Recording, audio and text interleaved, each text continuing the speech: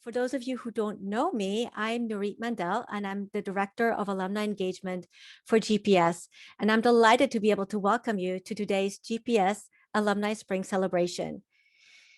I understand that not everyone is able to join us live today, so we are recording this program and we will be sharing it online later on. So if you are here live right now, you may choose to have your camera on or off, depending on your comfort level on being part of the program and the recording.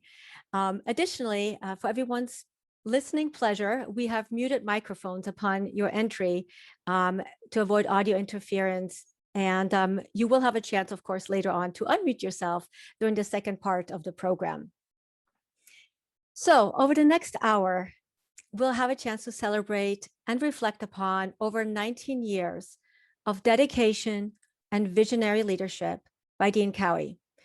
We'll hear from our Alumni Board President, and we'll be able to celebrate, finally, our 2020 GPS Outstanding Alumni Awardee. Following that, it'll be your turn to talk and reconnect with one another in small breakout rooms over a game of trivia and friendly competition between the breakout rooms. So as many of you know, I first started at GPS in 2004, and Dean Cowhey was already dean at the time.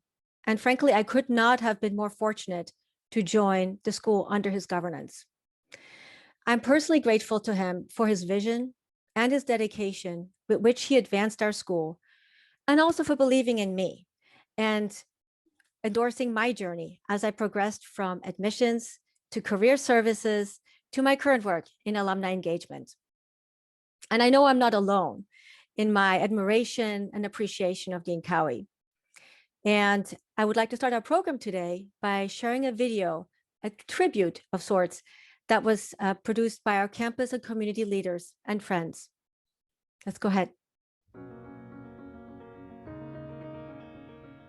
Peter has been a spectacular leader for UC San Diego.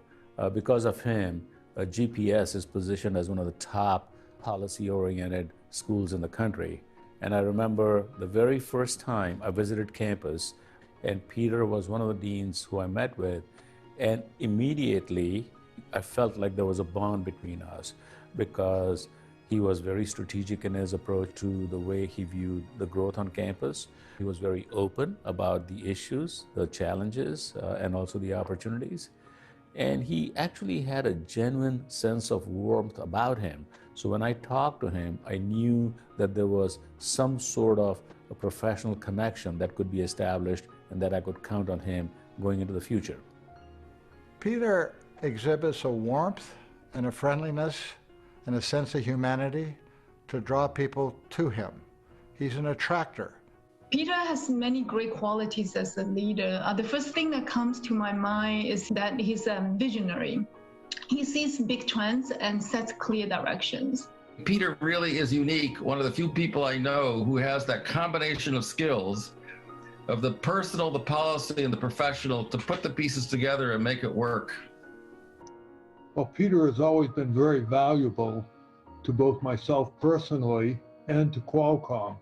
And his thoughts on policy and how you blend that with the new technology that's continually coming into the world has been helpful to us in guiding Qualcomm when I was still there, and now in helping make various recommendations on political issues since. There's always a genuineness about Peter, combined with a very clear purposefulness. You always know what he wants to achieve and where he wants to go. And I think that combination of authenticity and purposefulness has gotten lots and lots of people to like Peter, to believe in him, and to want to follow him. And as a result, you've got the school that you now have. Peter had a vision of where the world was going. When you see someone like Peter Cowie, you know what real leadership is. I mean, a leader is someone who can get everybody else excited about moving in a new direction.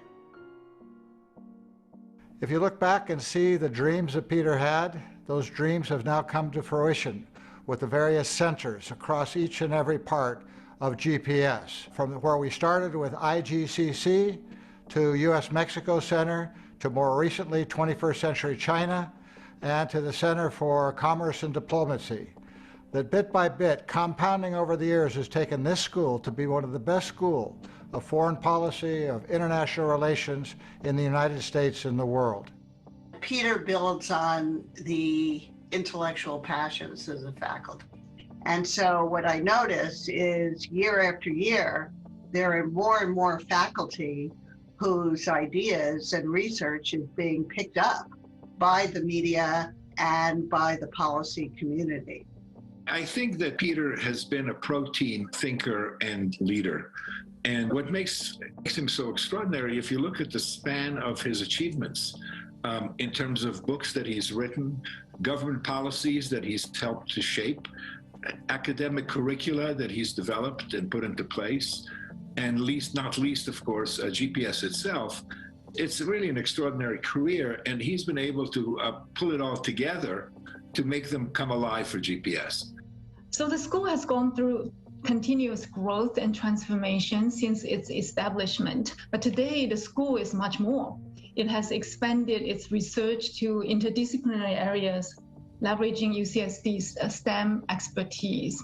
I think many people know that Peter himself has an IT or a telecommunication background.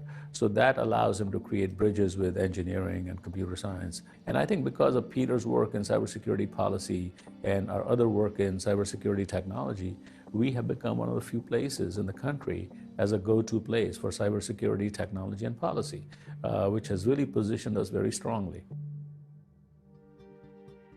He's had a wide range of influence among the people whose lives he's touched directly, and all the ones who, through his policies and other activities, he's touched indirectly. I can say that the best gift I had in serving for 14 years at GPS was the gift of my friendship with Peter Cowie. I think he's done a remarkable job as dean over the years. The school, of course, started out strongly, but it's really come a long way under his leadership. Peter Cowie has been great. Peter Cowie's been a wonderful dean. He has taken it in directions that I didn't even think of. Of course, we wish Peter a great retirement, so long as it doesn't involve too much time away from GPS, where we're still full of ideas about new projects for him and continuing his work on science and technology and US-China relations, policy efforts, research efforts related to international technology policy. We can't really afford to let Peter just go and be a lazy retiree traveling the world. We still have a lot of things we need him to do. When Peter first told me he was going to retire, I actually was shocked because I did not think he would ever retire. And honestly, I did not want him to retire because he has done such a spectacular job. Knowing Peter's history with UC San Diego, I know that even after he retires, he would still be involved in supporting us, in helping us, and strategizing with us. And I hope, especially for me personally, we would continue our friendship and I could call on him for his advice every so often, not too much, but every so often, and be connected to Peter and to Margaret after Peter's retirement. With this lovely introduction, I am now going to welcome and call upon our GPS alumna, Shawn Covell, from the class of 2012. She's part of the International Advisory Board, and on Dean Cowhey to join us. And Shawn will start us off with some questions as Dean Cowhey reflects upon his tenure as Dean of the school. Shawn, Dean Cowhey, the screen is yours. Thank you, Nurit. And welcome, Dean Cowhey. We're so honored to have the time with you this afternoon. I have a few questions to ask you, and then just so the audience is aware, we will open it up to audience Q&A afterwards. So if you have a question, please put it in the chat, and then I will ask it to the Dean. Dean Cowhey, you know, your career has been nothing short of amazing. It has spanned government, academia, advising corporations, publishing multiple books, and more. So I would just, we'd love to hear, what's the accomplishment that you feel the most proud of? Well, Shawn, that's a little bit like asking me which among my favorite children do I love most. Yes. So I'll put that in two buckets, roughly. The first is itself GPS, and over a longer time span, UCSD. My wife, Margaret, calls it my second family home, besides our immediate family. And the community that we've built around GPS has been a tremendous source of learning and growth for me, and I think a practical accomplishment. I'm happy to talk about some of those things as we go forward.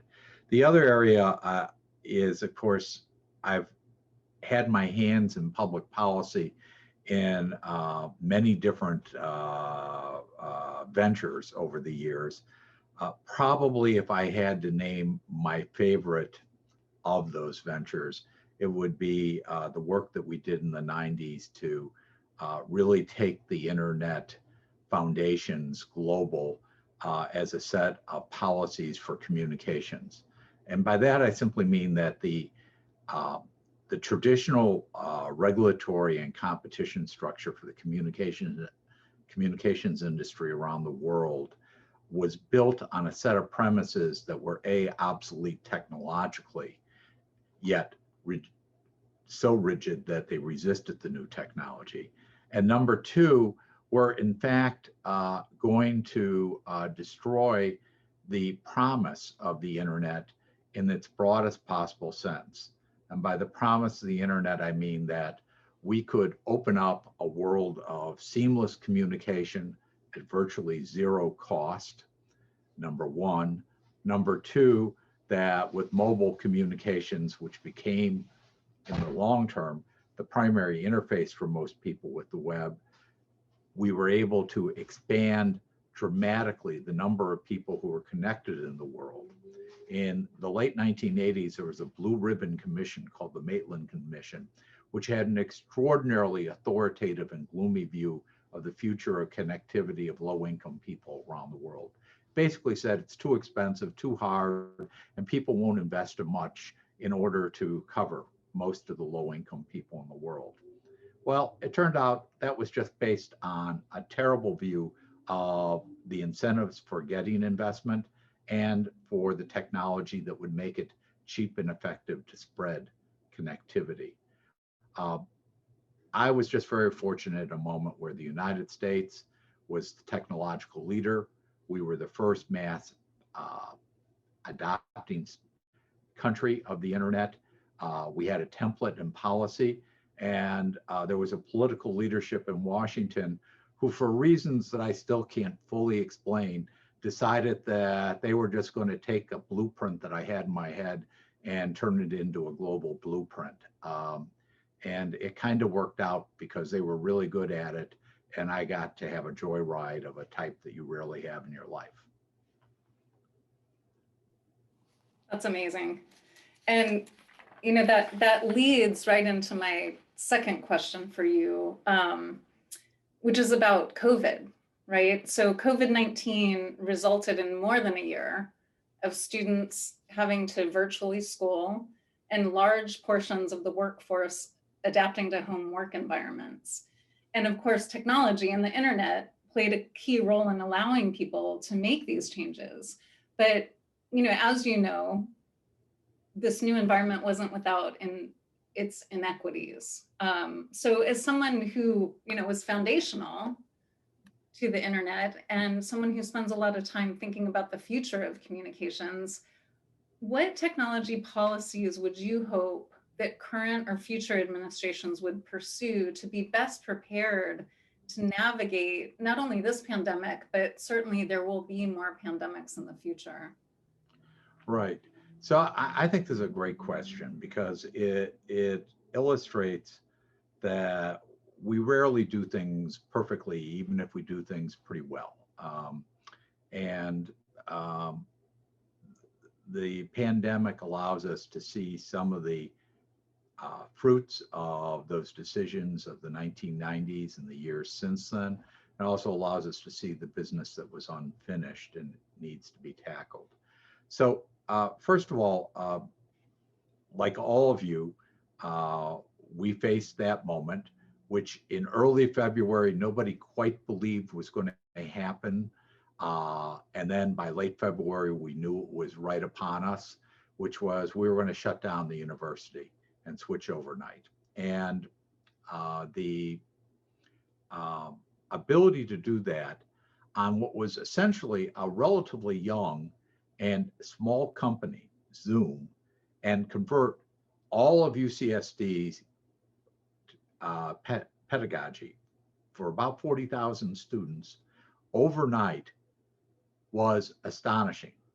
And yes, there were problems along the way, but Zoom was remarkably good about responding to patching the system as we went forward. And the ability to have that low-cost, powerful information technology to hold things together was one of the payoffs of those decisions of the 90s. And it was astonishing. I'd also note for people who have in their head that today the only competitive advantages rest with the established dominant digital platforms, the companies like Microsoft with Teams and the Cisco WebEx applications got buried by Zoom overnight. Zoom was just simply easier, faster. And to give an example, my wife is a United States judge. The courts were initially going to try to cobble together going by on Microsoft Teams, and it didn't work. And so they switched to Zoom. So a lot there about the payoffs from long-term patience and competitive markets in these technologies. But there's the other side that you talked about, and that's worth reflecting on also, the business that didn't get done. And part of those problems, of course, dealt with connectivity. A number dealt with human factors that connectivity alone can't solve. I'll start with those human factors for just a second, and then I'll return to the connectivity. On the human factors, you all know from your personal experience what they were. People responded differently to the promise of solitude. Our son's a software engineer. He's kind of a person who loves to burrow into problems and books. And so being cut off in the Zoom world, it was an annoyance, but not such a big deal to him, right? For other people, it was a deeply disturbing psychological experience. For people who had children at home and having to work and balance, especially women, where we still have a disparate amount of the burden of child rearing fall, it was truly a challenge that we had to deal with. Skills of people in using information technology also had to be addressed. All those are complicated and important, but I'll return to the connectivity issue for a second. We discovered that despite the fact that we had billions more literally covered with connectivity in the world compared to the past, we still have pockets, even in the rich countries, that had inadequate connectivity. And that was a result of factors that are really, as much as anything, tied to policy.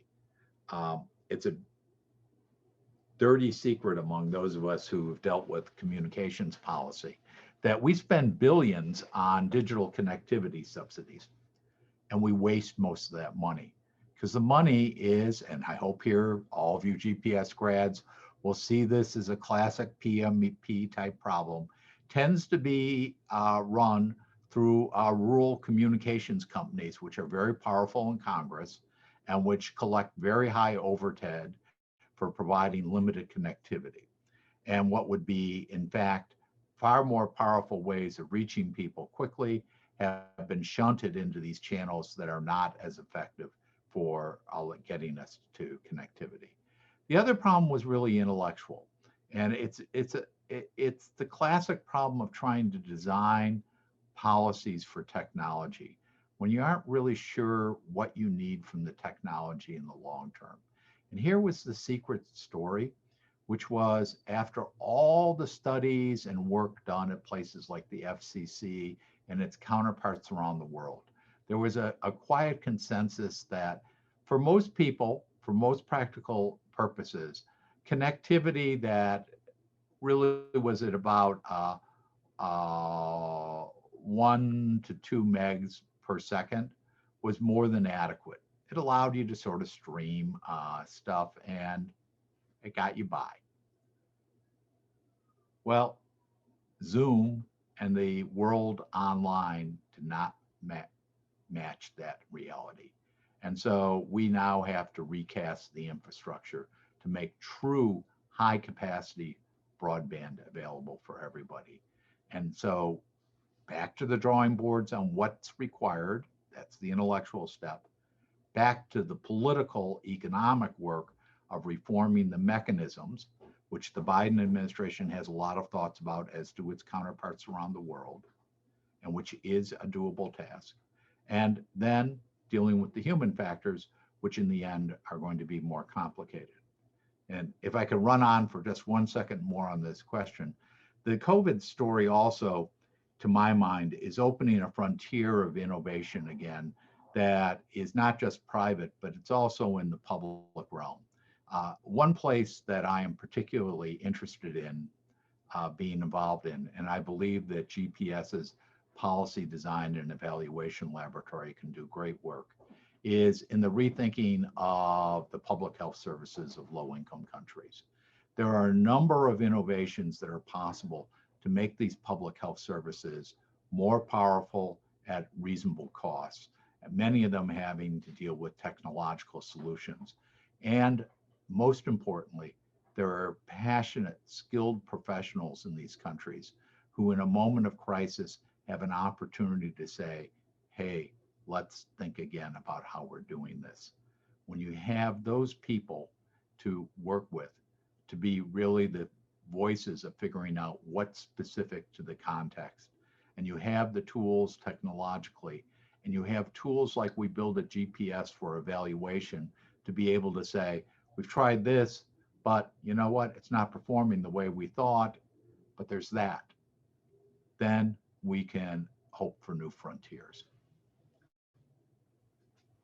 Thank you. Those are great observations. I'm going to move now and take a few of the questions that are coming in the comments before I go to my last questions for you. So we have a question from, looks like Glenn Fukushima, who says, I first met Peter when I was at USTR in the 1980s, got to know him and Margaret better when I was at AT&T in the 90s, and then on to the IRPS Advisory Board, and finally as a Pacific Leadership Fellow at UCSD for several weeks in 2014. So Glenn's question for you. What scenario do you expect that telecom competition between the US and allies and China over 5G, 6G, et cetera, will take? And what is your recommendation to the Biden administration for most effectively dealing with US-China telecom competition? Well, Glenn, you never specialized in easy to answer questions. Thanks. And it's been great to have you associated with the school over the years.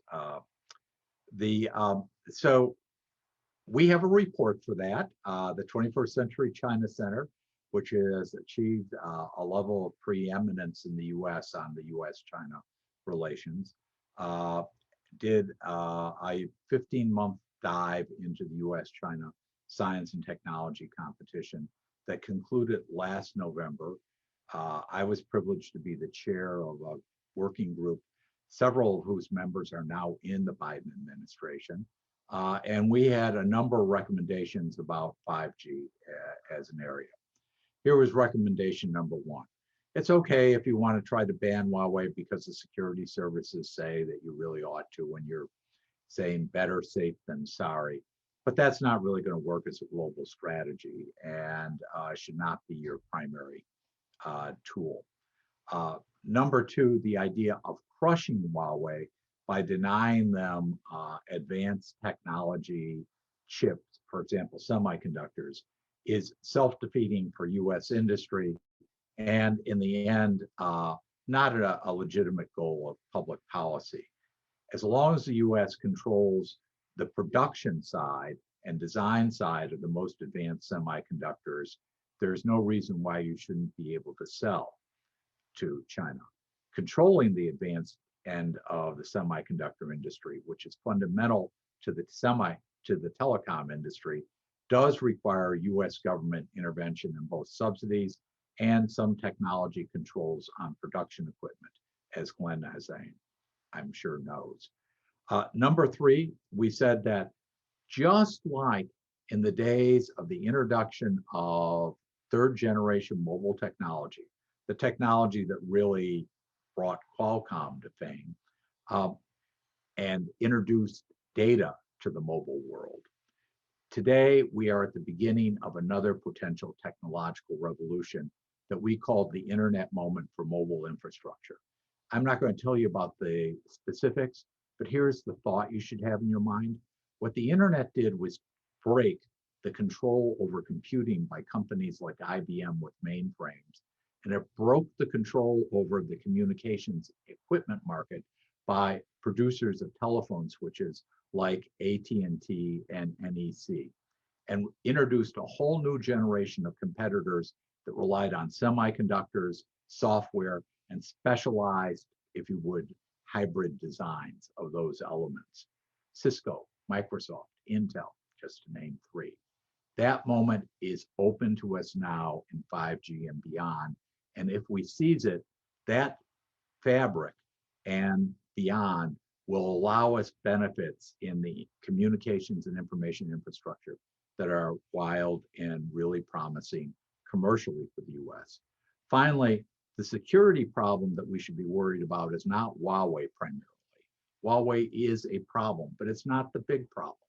The big problem is that we're going to enable an Internet of Things everywhere around the world, where machine traffic, machine to machine, will dominate the communications networks of the world. And guess what? There is no such thing as a totally secure Internet of Things. And therefore, a comprehensive strategy for dealing with a knowable risk in a reasonable way is the real security challenge of the future. Thanks very much. Okay, our next question comes from Kennethtini, who says, the creation of IRPS was to focus on the Pacific, to be sure. In what ways does that translate to differences in governance and policy, not just a geopolitical shift? Yeah, well, that's a great and very IRPS GPS question. So let me just take this moment after 19 years as dean to again say that in switching from IRPS to GPS, we have not lost the notion that we are investing and focused on our roots are in the intersection of Asia and the Americas. That remains one of our fundamental drivers. What you will see in the next year is the opening of yet another major regional center in the school, one focused on India.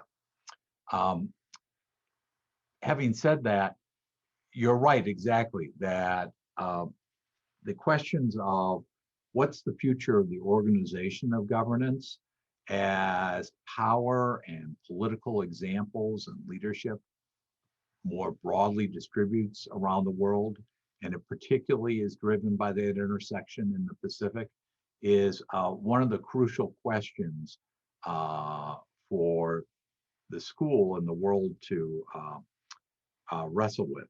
So I'm not in a position to announce anything today.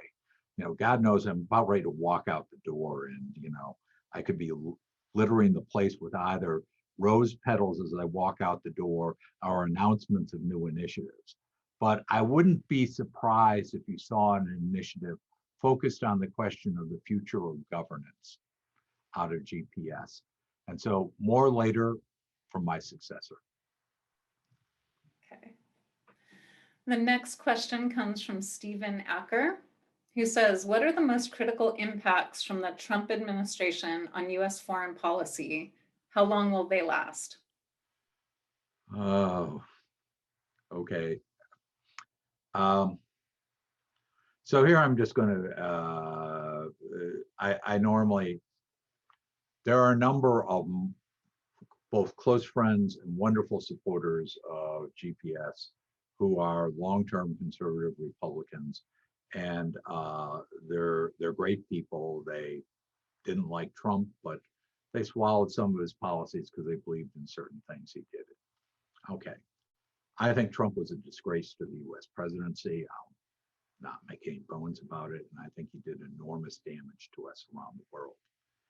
I think that there were some things that continued to work around the world because it was a White House that was disorganized and didn't pay much attention to large parts of, if you would, international affairs.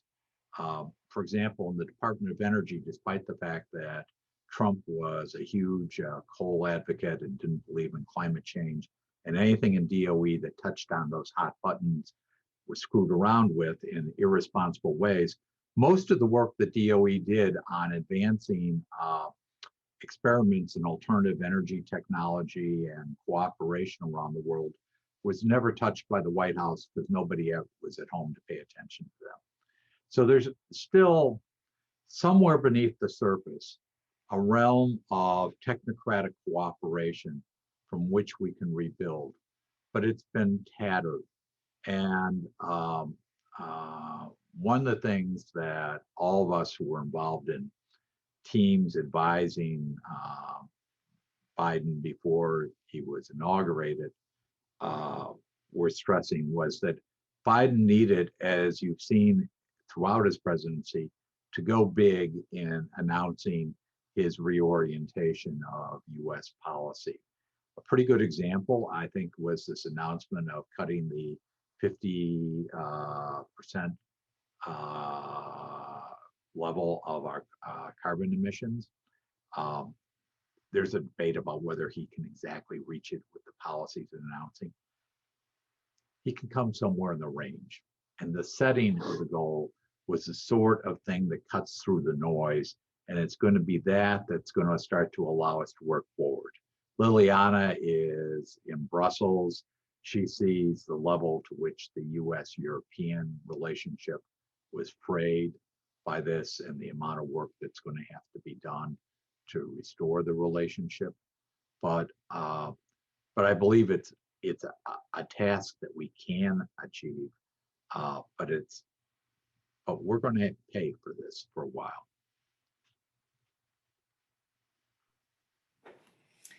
Okay, and so Arpita has a question for you, which we may or may not have covered. So she says, Peter, you've had many achievements at GPS. Is there one achievement that you are especially proud of or especially surprised by? Oh, wow. So first of all, I have to tell you folks that for the 2 days prior to this, GPS has been doing some amazing things to humble me by the praise that's been put together, including that short video you saw. And Arpita was the hidden principal architect of putting together the teams. And so to you, Arpita, thank you very much. So now why did you take me down with this question? It's very hard to answer. Is there one thing that I'm proudest of? So I'm going to say that there are two things, one of which is an assembly of things, and the other is a particular direction.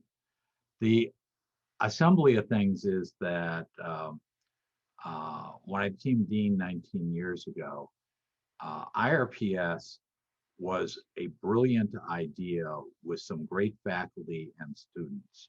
Truly a distinctive, original idea, truly a distinguished small faculty, about 19 people, and relatively small number of students.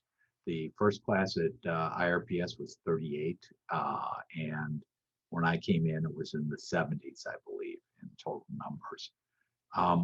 And what I recognized was that if we were going to achieve greatness we actually had to become a professional school. Not a great idea. And a professional school requires all the things that it takes any ongoing enterprise to have. You need a certain level of scale. You need stable finances. You need to have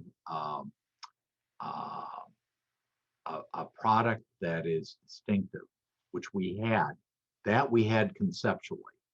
You need to have, in our case, career services level at a much expanded level.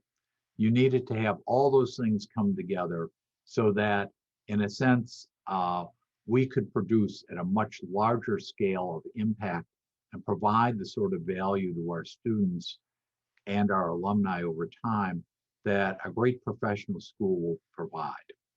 I was fortunate that my wife is a very distinguished attorney and judge, and I had seen how the great law schools worked. And I had also been called upon to create the Grady School of Management at UCSD. And so I had studied how the major management schools worked. And I saw that there were common attributes to what those successful institutions did. So the institution building was one piece of this. It took a long while to get all the pieces in place, but we're there.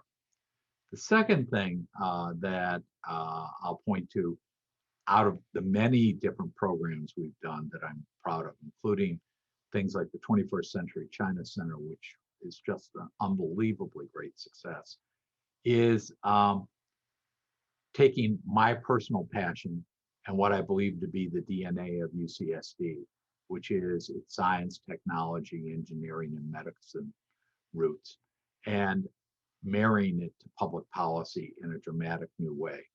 And the simplest way I can point to that is with two examples.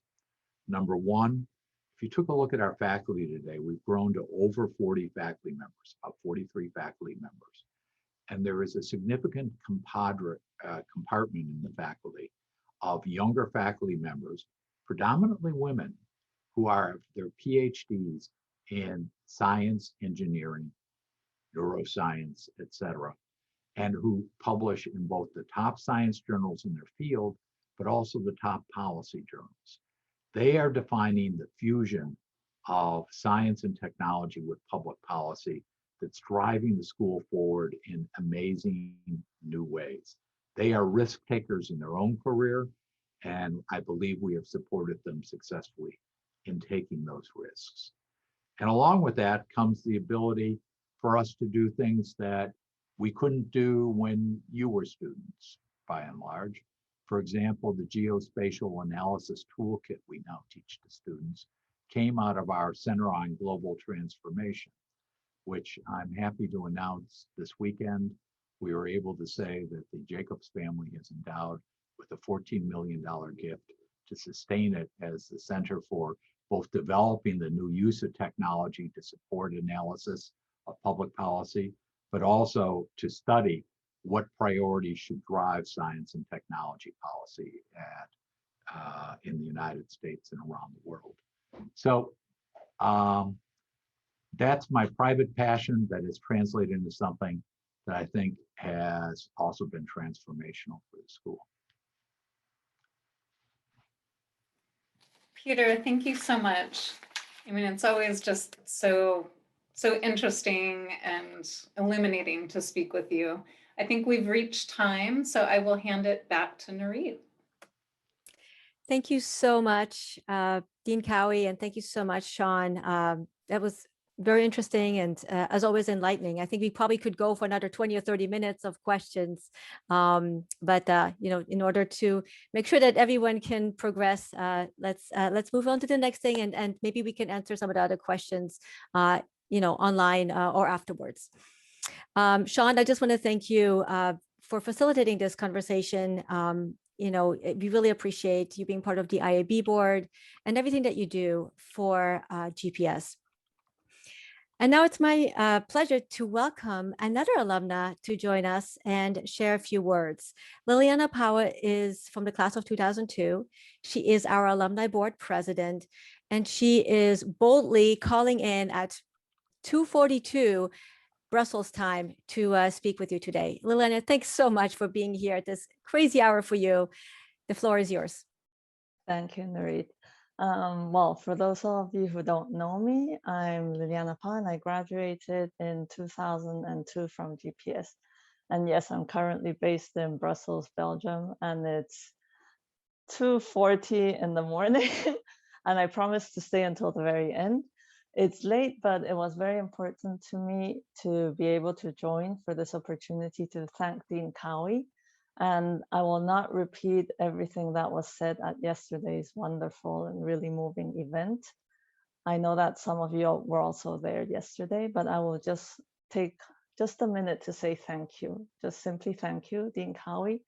And thank you on behalf of the Alumni Board and all the alumni that we represent. Also, thank you for all that you have done for students and alumni over all these years. I remember that it was actually, I was in school when you became dean, and everybody was very happy about the decision. And well, you're synonymous for many of us to GPS, and I think that will be the case. And we just want to thank you for also being with us today and say that we will miss you greatly. And we wish you much health, happiness, and especially fun in this new phase that you're entering, and really hope to continue to hear from you. So please, please keep in touch with all of us. To honor Dean Cowhey and support students, we launched this crowdfunding campaign. And so far we have had 46 donors. Oh, thank you for the link. And our target is to reach 100. So I know that this has been a very difficult year for many of us, but that's why we actually emphasized just number of donors, not the amount. Any gift counts. It doesn't matter how big or so small it is. Really, what we want to show is the support that all of the GPS community is giving to students, because these scholarships, the money we're collecting is for student scholarships for the summer internships, and these are crucial for all of them. So you have the link in the chat, and I will be hitting refresh throughout the event to see if those numbers are going up. I just want to ask for your help. Even if you already made a gift, maybe you can ask one of your housemates, get your partners involved. I dragged my husband into the campaign, my family members, my colleagues. They've actually, many of them have made donations also. So just try to make a contribution, give up a coffee next week, make a donation. And we have May 14th as the deadline, but I think it would be a wonderful gift for Dean Cowhey if we could get to our target by the end of today's event. So thank you for that. And now, while you're clicking away on that link, I just want to give you a couple of alumni updates. We have today's great event that has been prepared by our fellow alumni board members. So that's in maybe about 15 minutes. And we have 2 other things coming up. We've been pretty active this year. We want to do a lot of things for the whole alumni community. And we've created different events focusing on what you and students ask from us. So one of them is the Alumni Career Webinar Series. And on May 14th, we'll have the 3rd of this series, which will be on navigating office politics. So if you want to join, you'll hear a few alumni speak about their experiences globally on office politics. We have people with experience in Asia, Europe, and the US. So that should be a great event. And the other event is on May 21st. And this we've organized in conjunction with the student organization at GPS. And it will be an alumni student happy hour. So you'll have the chance to mingle with students, current students, and also with other alumni. So that should also be quite a lot of fun. So that's it for me, because I know we have a full program today. So thank you everyone for joining today to honor Dean Cowhey, and back to you, Nurit. Thank you so much, Liliana. You probably thought you were done with 2 a.m. GPS, IRPS discussions when you graduated. Who knew, right? That you're going to be back and really just appreciate everything that you do as Alumni Board President, as a member of the alumni community. It's a pleasure to work with you and the whole entire GPS Alumni Board. And Dean Cowhey, it's been an honor to work under your leadership. I've always appreciated your candor and your fairness and the way you've shown that you care for the entire GPS community, from faculty, staff, to students, alumni, and even sometimes families of students during times of, distress. As Jen Burney said yesterday, you really are a mensch. And I wish you the very best as you step into the next chapter of your journey. And as Dr. Shirk said, I also hope that you will be back and not too long and be back and join us here at GPS, even if it's just for a quick visit. So as I mentioned earlier, I've been at GPS now for 17 years.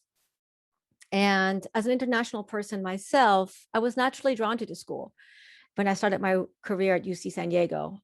However, what has kept me here all this time is, in addition, of course, to the great leadership and the staff, in addition to that, what's kept me here is you.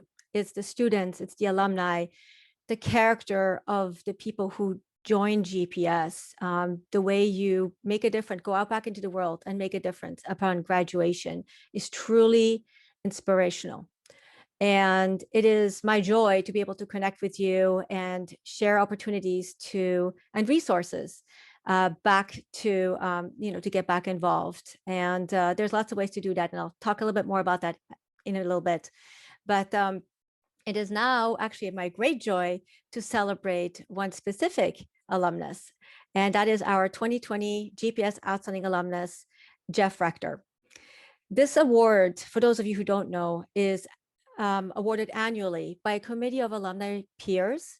And it acknowledges and celebrates the positive contributions that our alumni make through their careers, through volunteer work, community involvement. In 2020, like I mentioned, this award was supposed to be celebrated in May last year, but Jeff Rector was selected for this award. So if you don't know Jeff, let me tell you just a little bit about him. So he graduated from IRPS at the time in 1997, and then his journey led him to go to law school. And he built a successful legal practice, blending law and international relations with a focus on international energy projects. He has lived in Japan and has worked to improve the lives of sub-Saharan Africa by facilitating the development of clean energy microgrids.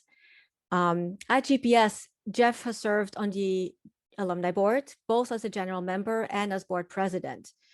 He has been a guest speaker and has collaborated on multiple capstone projects with students. He has also been a member of the GPS, the Dean's International Advisory Board.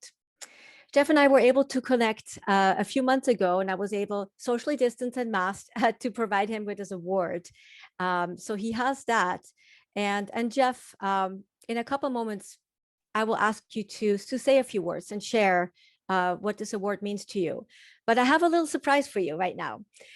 So you see, like, over the years, you've made a big impression on a lot of people. And several of them had some things that they wanted to share with you. So let's go ahead and take a look what they had to say.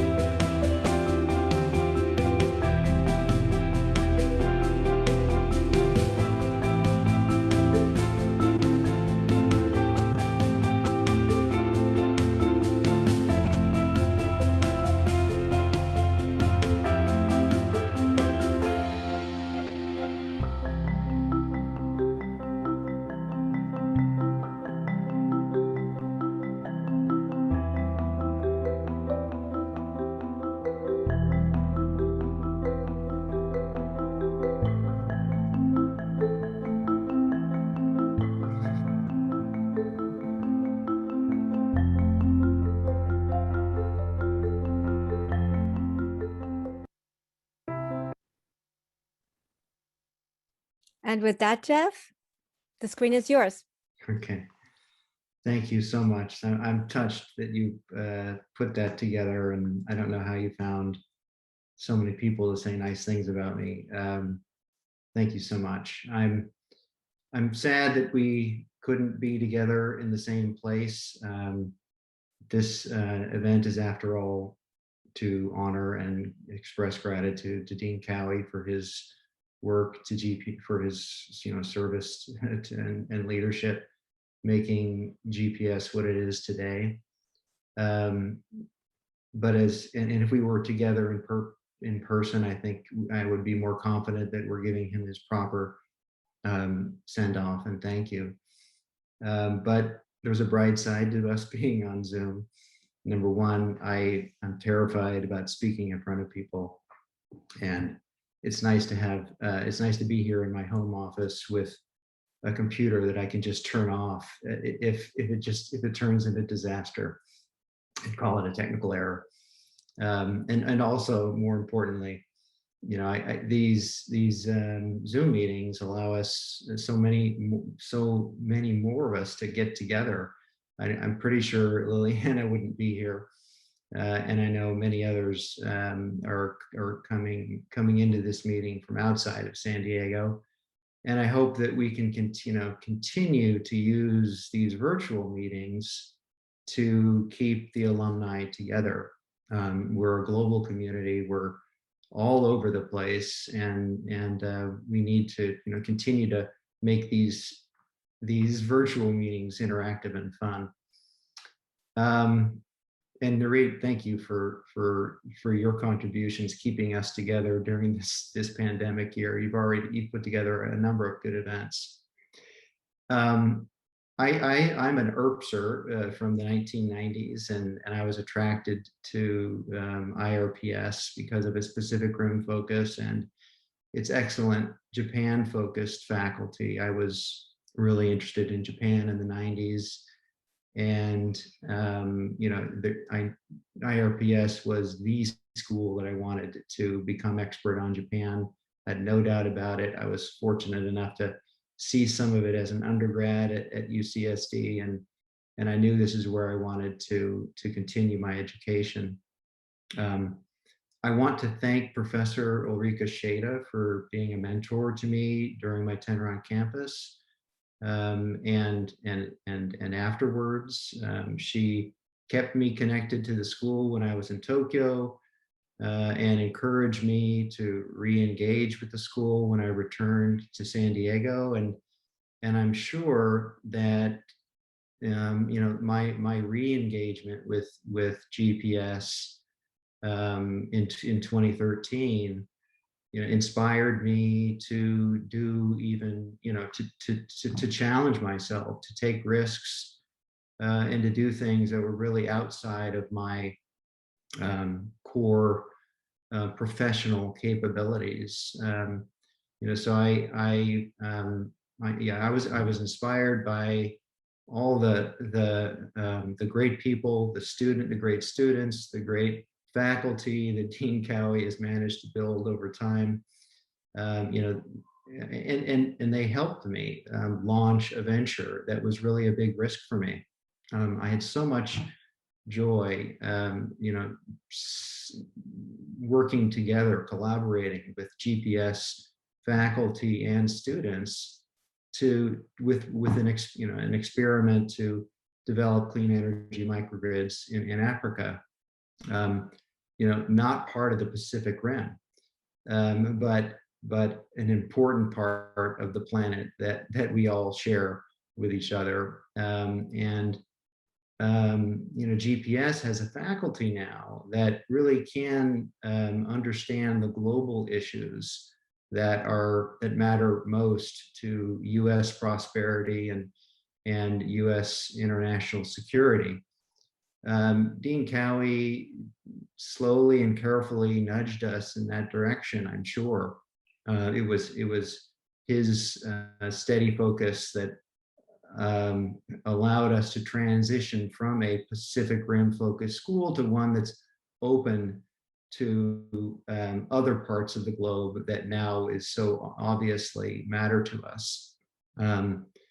And so, I mean, I was able to tap in on some GPS faculty who helped me with my business plan for Africa. I mean, unbelievable that I could do that.